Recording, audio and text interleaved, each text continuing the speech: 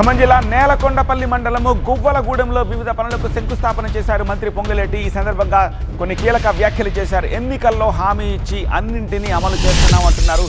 ఆ బ్రేకింగ్ ఇది. గత ప్రభుత్వం 17,000 కోట్ల రుణమాఫీ చేసింది అని అన్నారు. తమ ప్రభుత్వం రైతులకు 21,000 కోట్ల రుణమాఫీ చేసిందన్నారు. దేశంలో ఏ రాష్ట్రం ఇవ్వని విధంగా పేదలకు సన్నబియ్యాన్ని అందజేస్తున్నామన్నారు.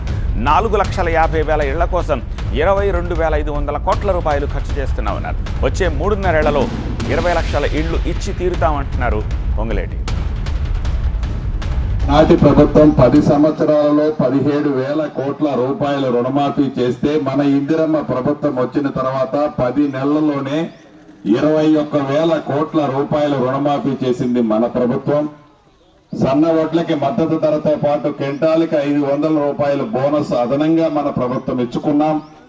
అంతేకాదు ఉగాది నుంచి పెద్దోళ్లు తినే సన్న బియ్యం పేదోళ్లకు కూడా ఇవ్వాలి అని దేశంలో ఏ రాష్ట్ర ప్రభుత్వము ఇవ్వకపోయినా గౌరవ ముఖ్యమంత్రి రేవంత్ రెడ్డి గారి నాయకత్వంలోని మన ఇందిరమ్మ ప్రభుత్వం పేదోడు కూడా సన్న బియ్యం తినాలని సన్న బియ్యం ఇచ్చే కార్యక్రమం గత 10 సంవత్సరాల్లో రేషన్ కార్డు గాని కొత్త పేర్లు రేషన్ కార్డులో చేర్చడం గాని జరగలేదు.